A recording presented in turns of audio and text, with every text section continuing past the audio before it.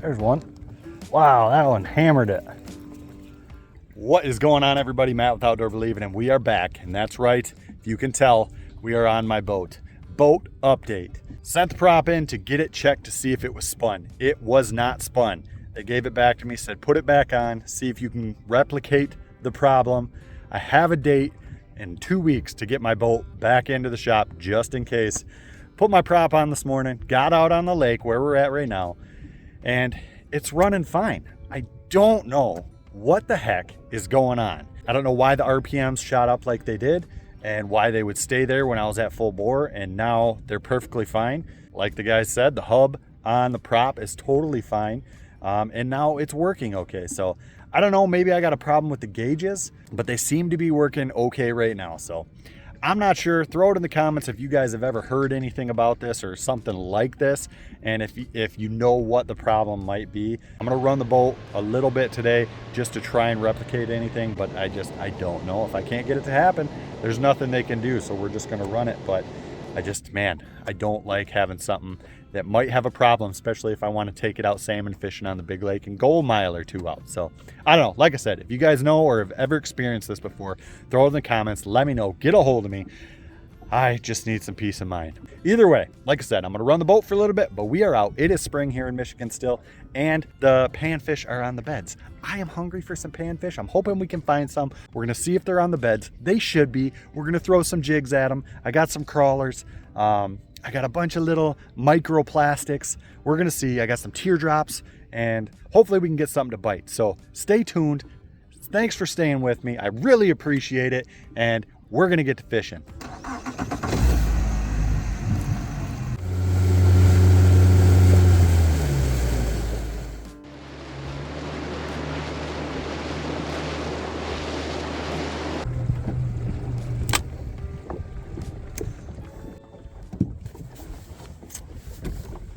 All right.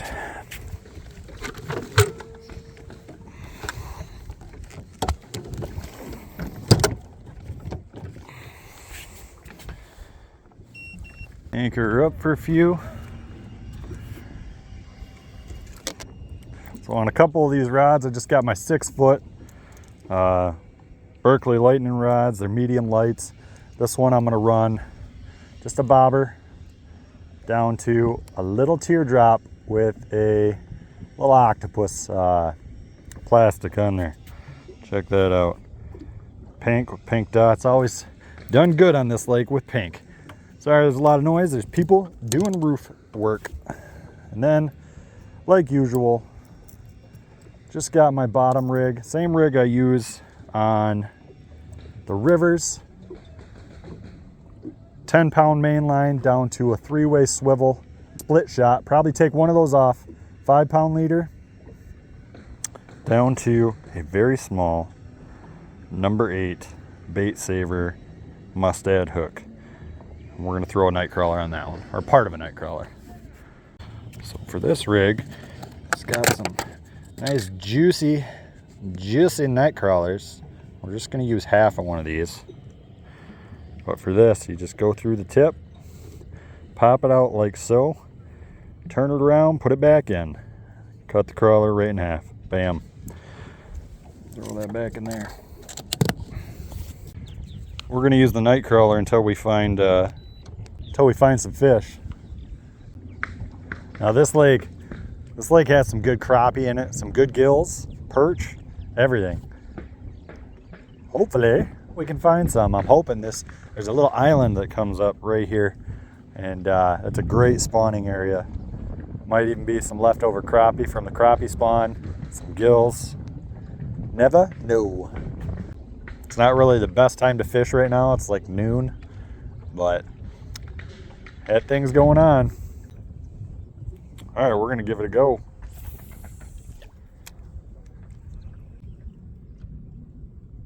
Something, come on, take it. There's fish. What do we got? Bluegill, target species, little small. Little small. See you, bud. Little guy, see you, bud. These are not the big ones we're looking for. at that. It looks like something had it in its mouth. See, buddy?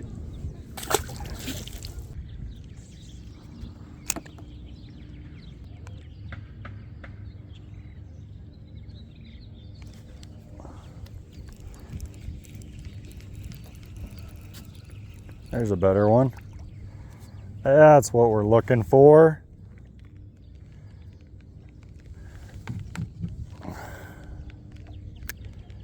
Alrighty, that is the quality of gill we're looking for.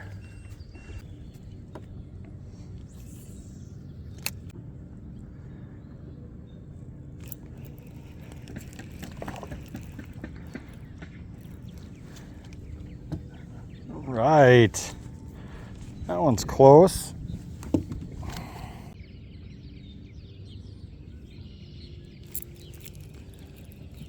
There's one. Pretty sunfish. Look at the colors on that bad boy. Look at that. That one's borderline. We'll keep it.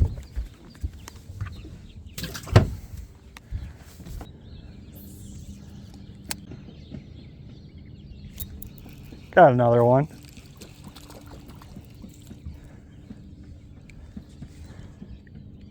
This one's a little smaller. Big old belly on this one. We're gonna let her go. She hasn't spawned yet.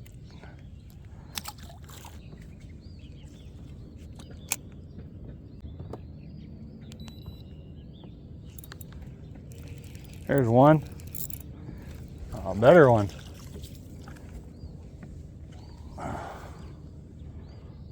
Big old pretty, right in the sun. Oh my gosh, the aquas, the greens, the orange, the spots, the lines.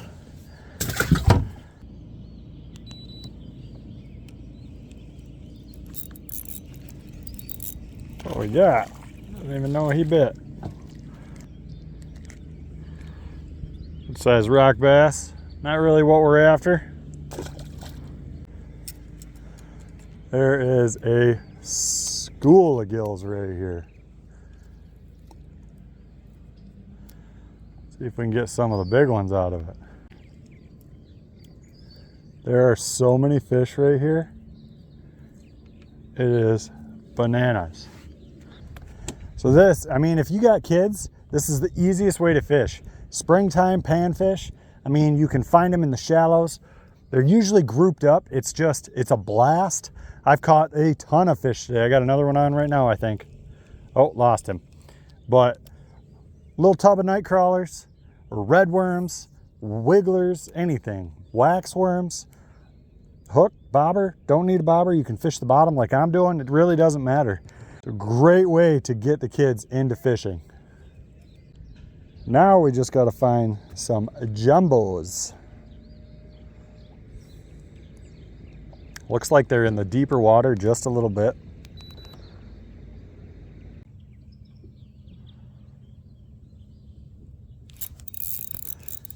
Another bass.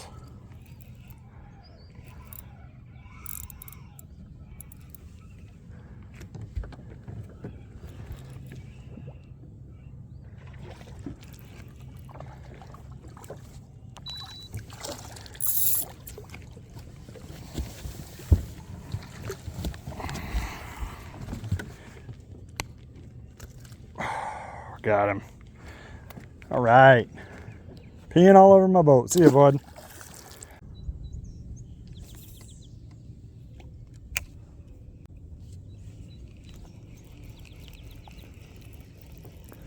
There's a good gill. That's a real nice one. That is what we are after.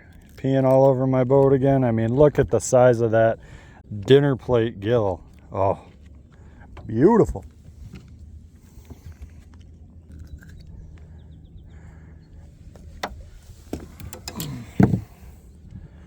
There we go. Beautiful bluegill. That's what I want.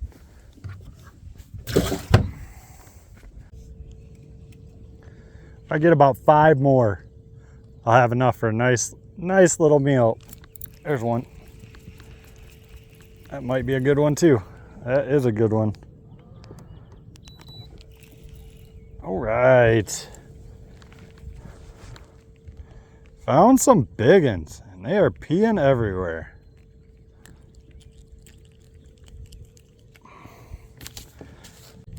Another gorgeous gill. Look at the purples and greens in that one. Can you see that? That is just crazy. So I left my shoes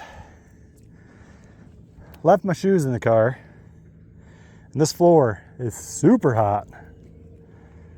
That's all right. What do we got going on here? We're doing circles.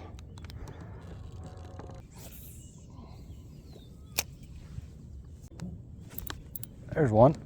Wow, that one hammered it. That's another nice one.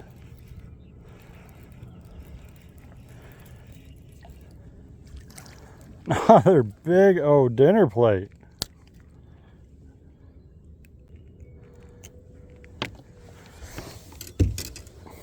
Now, that might be my biggest bluegill. Wow. Where is my tape measure on that? All right. Whenever you got to measure a bluegill, you know it's something serious.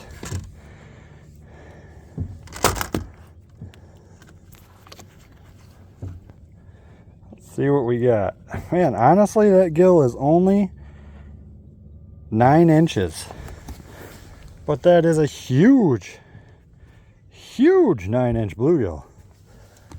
That's all we're getting them on, folks. Just a little piece of crawler.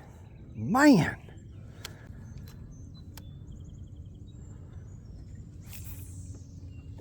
This is just a blast, man. My kids are in school right now, but we're going to be doing this probably all weekend. Different lakes. Just having a blast. So fun. A lot of the fish that I've been catching, that are pregnant, that are still full of eggs, they're still sitting out deep. Some males have moved up into the shallows. They're just, it's not on yet in this lake. It's close. This lake's probably going to be full spawn in about a week. That's my guess. And there's just going to be fish all up in the shallows. There's another one. Oh, I missed him. These females haven't even moved up onto beds yet. They're just starting to get them made. A couple of them. Right here, there's a few. But what I'm looking at and what I'm noticing is the fish, majority of the fish, are hanging out right off into the deep water. They're waiting. It's gonna happen soon. I just want enough for dinner, and we're getting there. We got a couple real nice ones. There's one. Dang near ripped my rod out of my hand. He is charging the boat, but it is another nice one. Another real nice one. Heck yeah. Look at that. Just a beautiful specimen. Look at the orange on the belly. They get all colored up this time of year, and they're just beautiful. My boat is filthy though. One downfall about night crawlers, or worms in general, they make a mess, that's for sure. There's another one. Got him. Oh, that's a bass.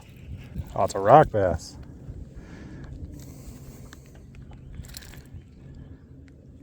I know these are considered a panfish. Look at that red eye. That's really cool. And I know a lot of people eat them. Throw it in the comments. Let me know. Let me know if you guys eat them. I heard they're mushy. I don't know. I've never tried them. So, kind of curious. You guys just prepare them the same way as bluegill and perch and such, or what? Another bass. A lot of bass in this lake. I've seen some giants. This one's not bad. It's probably a 15-incher. Ooh, don't go that way, buddy. Oh, this one a little bigger than 15 inches. That's a pretty good bass right there. Missing some fins up here. Man, see you, bud. Pretty cool.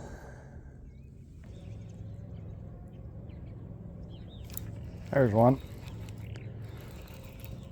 Might be another nice one. Oh yeah. Beautiful sunny. Look at that beautiful sunny. That is beautiful. Look at that thing, man. I mean, insane. Insane the colors on these.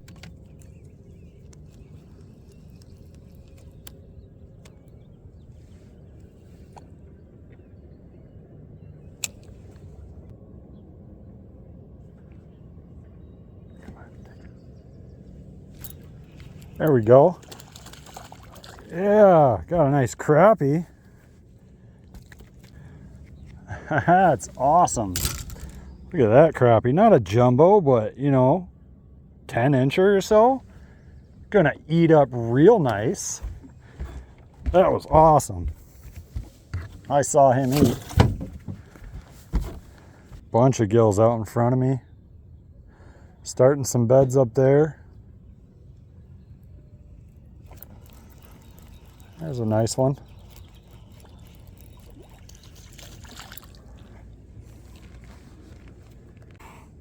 Another good one. Bam.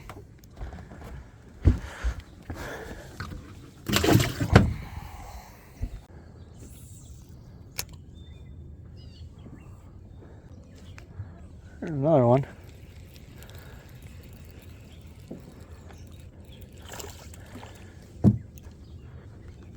Yes, that one ate it. Another good one. Man, this is fun. All right, so I'm gonna explain to you exactly what I'm doing. It's shallow up by shore. It drops off here to about 10 to 15 foot, depending on where I'm at. There's some sand up there with a weed line, and the fish are staging to go spawn. They haven't fully gone up yet. There are some that have gone, but there's a lot that have not yet. So we're bouncing it off of that shallows into the deep water, and they're just hammering it. So let's try it again. We're just bouncing it. And if the bouncing's too aggressive, sometimes you just drag it across the bottom. You got to see what they want. It's different. It can be different every day. There's tons of fish right down here just swimming around. Just using a little piece of a crawler on a super small hook. You could use a jig head. You could use a bobber. Today they're really liking it on the bottom. There's one. Got him. Came right off. When it dropped from 3 feet down to, I'd say 8 foot, that fish just hammered it. Yep, another really nice bluegill. Super colored up, beautiful fish. That one's gonna go in the live well. It's a beautiful day out, not a lot of wind. There's one.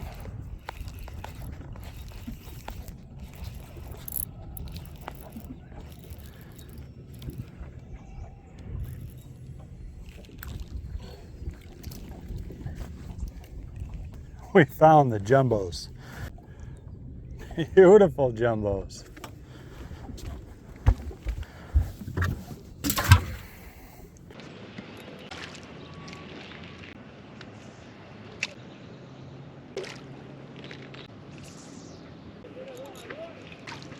Another nice one.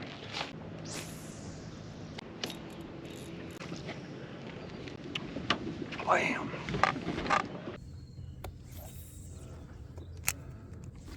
There's one. What do we got? Feels like a bluegill. Might be a nice one. There are so many bluegills swimming around over here. It's absolutely bonkers. Oh, this is a real nice one. Another dandy. Yes. Perfect eater size, about 9-incher. Anything above that, I'd probably throw back today.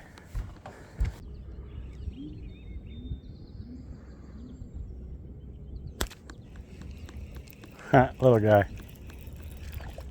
Well, maybe he's not too little. Felt little. That's a pretty good eater right there. Man, he's peeing all over my boat. Good eater right there. I think I got enough. Alrighty. Here we go. That is a load of bluegill. Man, we got some nice gills today. Look at that. Beautiful, beautiful bluegills. I mean, they're giant. Just toads. We got one real nice crappie. Not a giant, but you know, 9, 10, 11 incher. I can't be more happy with this. Keep these cooled down till I get back to the landing. Man, what a great day. You know, it started off me coming out here to try and see if my boat worked. Like I said earlier, if you guys have any idea what might be happening, why my gauge is shooting up to 7,000 RPMs, I don't really know. It's not doing it anymore. It only did it for that one trip last. So if you don't know what I'm talking about, go back and watch my last Detroit River walleye fishing video and you'll see the problem I had. But it's going in 2 weeks, so we'll see. Either way, I'm out. I was able to get a nice, I don't know, I think I have 16 to 20 nice bluegills and crappie. It's going to be a great meal for me and my family. I'm super stoked. This is a great way to get your kids involved in fishing. I mean, springtime gills and panfish in general on the beds, or staging to go to the beds, which is, it's kind of in the middle of that right now, staging and summer on the beds. It's a great time. Kids will love it. It keeps them busy, keeps them active, gets them outside. It's a beautiful day.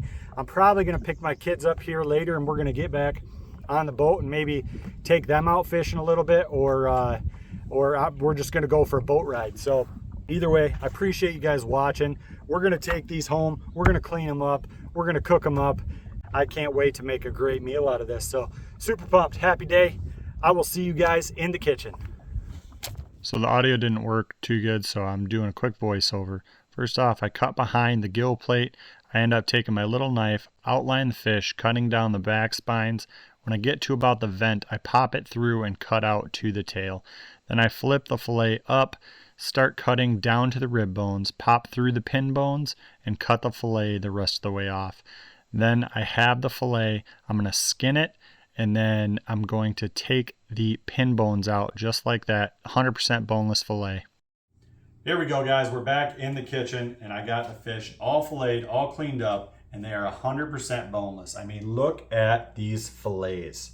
They are absolutely giant. Some of these fillets are some of the biggest fillets I've ever gotten, and just the consistency, the quality of this is going to be fantastic to cook up. We're going to cook a little bit of this up right now, and then I'm actually going to take the rest and I'm going to use the food saver and vac seal those and throw them in the freezer for a later date. I'm kind of curious how you guys store your fish. I know there's not controversy, but a lot of people do it a lot of different ways. Freeze it in water, freeze it in freezer bags. I like to vac seal it. It's you know, the freezer burn that you get comes from the air, and I believe the vac seal does a really good job. And you can thaw it out way faster than you can if you got a giant chunk of ice. But either way, I'm curious. Throw it in the comments. Let me know how you guys do it. We're going to take a couple of these fillets right now, and we're just going to bake them today. I just had fried fish recently, so I didn't want to do that again. But what we're going to do, we're just going to take some panko breadcrumbs. We're going to take some Everglades cactus dust. All right, we're going to pour some of this cactus dust right in here. Just give that a quick little mix.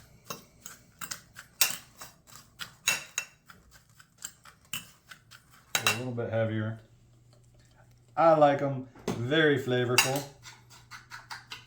All right, we are going to take some olive oil, sprayer pan,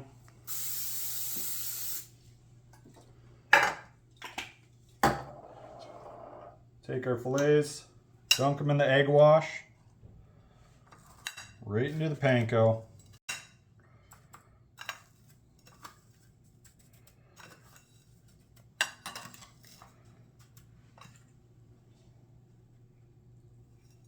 And just lay these right in there.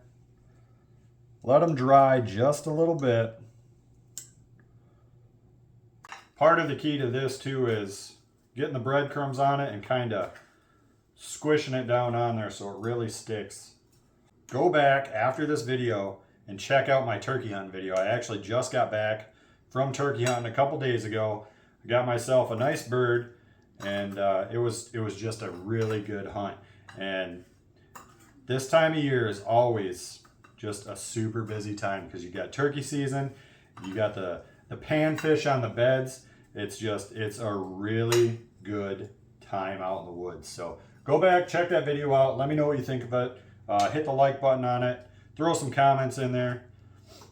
I'm just curious to see if this is the type of content you guys like. All right, and those are big enough where I only need 6 of them to feed me and my wife right now. Now that we got these down here, we're just gonna take a little bit of cheese. We're gonna put a little cheese on these. People say cheese and fish don't go together. I beg to differ. It is delicious. A little bit more. All right. Now we're gonna throw these in the oven. All right, we're gonna set this to 425, and then we're gonna throw her in. We got some rice going. That's gonna take about 15 minutes. We're gonna pull it out, and we're gonna eat like kings. So like I said, I like to vac seal my fish. And these I soak in ice water before I seal them, just to firm that meat back up. These are 100% boneless. I cut the pin bones out, I filleted them, de-skinned them, and they're ready to go. But I like to dry them off too before I throw them in bags. Take some paper towel.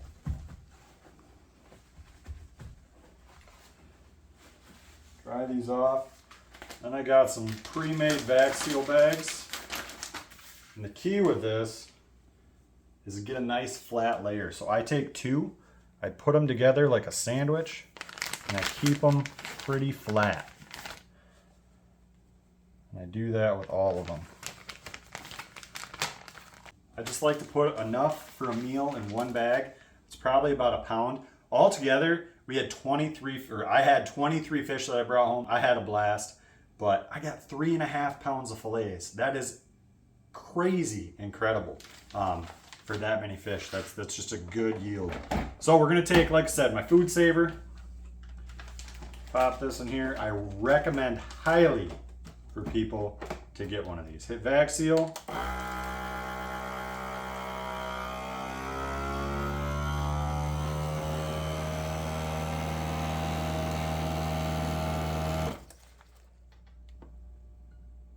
Bam, there we go. We are done. These are ready to go in the freezer.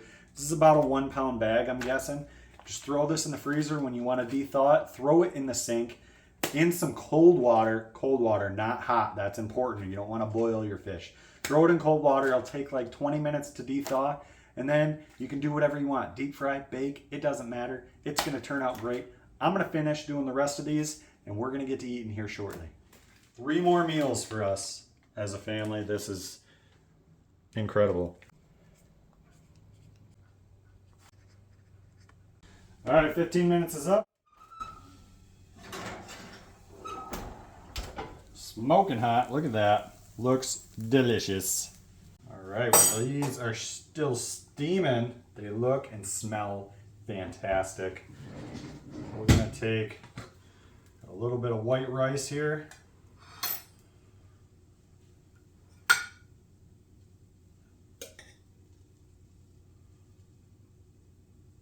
I like making a little bed of rice. Let's throw that right back over here. And we're gonna take some of these bluegill fillets. Nice and crispy, cheesy, delicious. Throw this right on top of the rice.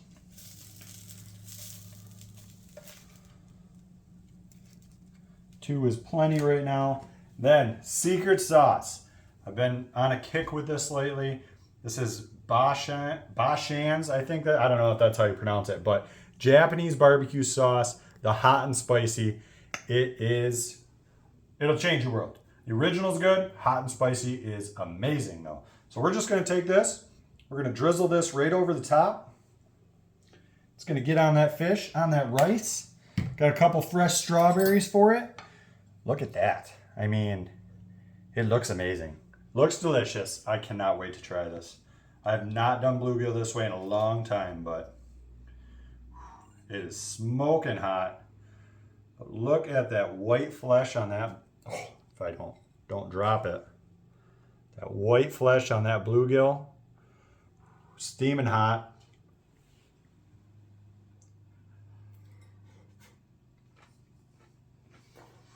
Woo!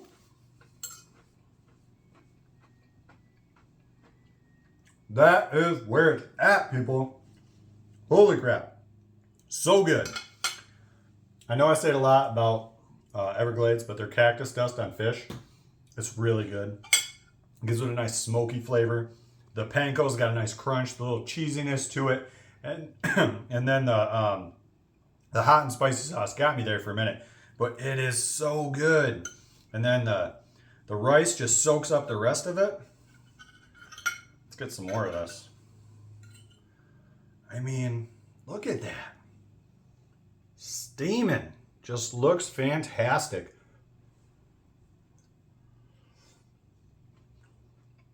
Wow. That is so good. So good. You guys need to try this. I definitely recommend it. If I had to rate this, I would give this probably a 9.5 out of 10. This is so good. You guys would love it. But I'm going to finish the rest of this up. I appreciate you guys watching all the way through. Like I said, go back, watch my turkey hunting video that I just sent out too.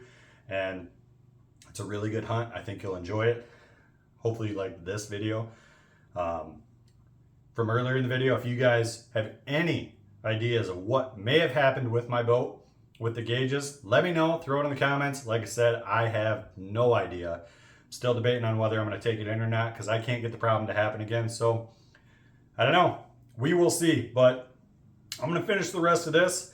We're going to get out bluegill fishing because the gills are just starting to come up on the beds, and we're going to be doing a lot of it. So thanks for watching. I appreciate it. If you like the video, hit that like button. If you want to see more, hit subscribe button. And until next time, you guys have a good one. Can't leave Rosie out. There you go. Was that good? That's a good girl. Yes, it is.